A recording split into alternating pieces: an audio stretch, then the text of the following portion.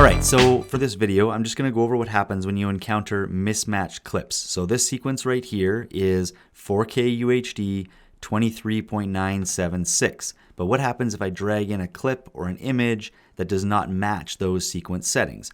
So let's first look at what happens when you drag in something that doesn't match in terms of the size of the video. So I'm going to look here that there's this image that I'm going to drag in first. So this one, and I'm going to drag that in. And then if I click over here to look at it, you can see that it's much bigger than my frame and it's a different aspect ratio. So in this case, I would just use my effect controls here. I would just scale it down, just click and slide to the left.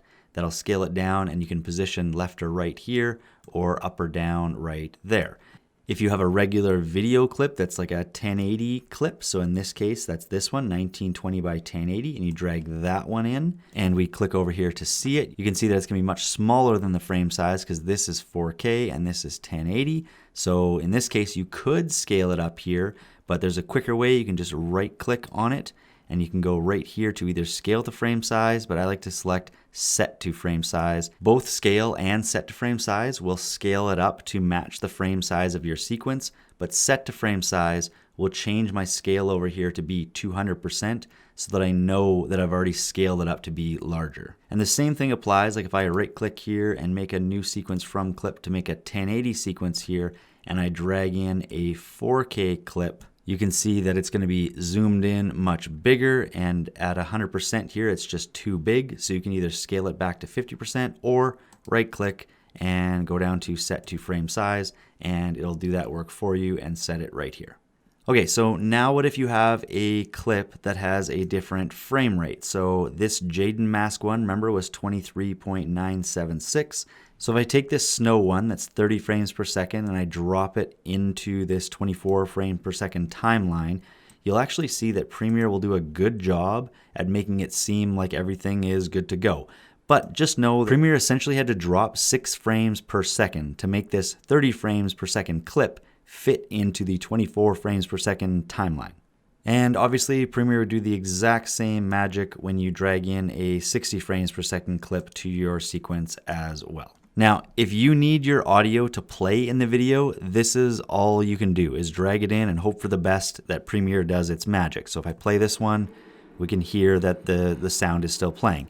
But if you're not concerned about audio and you're okay with your clips being slowed down, then I would suggest doing this. You can go over to your clip, right click on it, go up to modify and over to interpret footage. This window is going to come up, and then really all you do is you're going to go to assume this frame rate. So if you click on this, you're going to go in here and you're going to go 23.976. Well, we're going to pick whatever your sequence frame rate is and nothing else. You don't have to worry about anything else, and just click OK, and you're going to see it's going to change it to 23.976 here.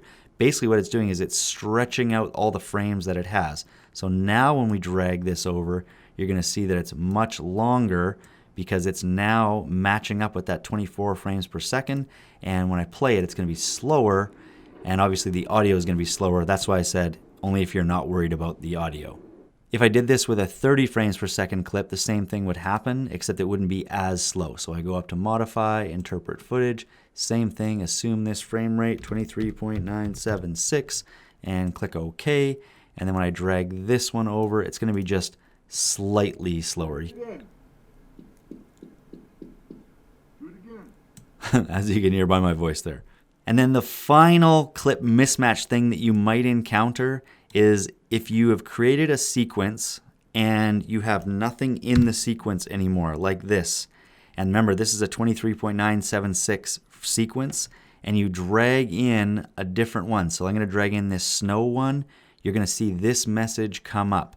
And all this means is something does not match. And in this case, I know that it's this 30 frames per second. So you have a decision to make. If you click keep existing settings, you're going to keep the frame rate at 23.976, what it was originally, which means this clip is going to have to drop frames in order to fit in. But if you click change settings, then it's going to change everything to now match this clip instead of that Jaden mask clip that it was originally set for. So just be careful there. In this case, I'm going to show you that if I click keep existing settings, it dumps in like that.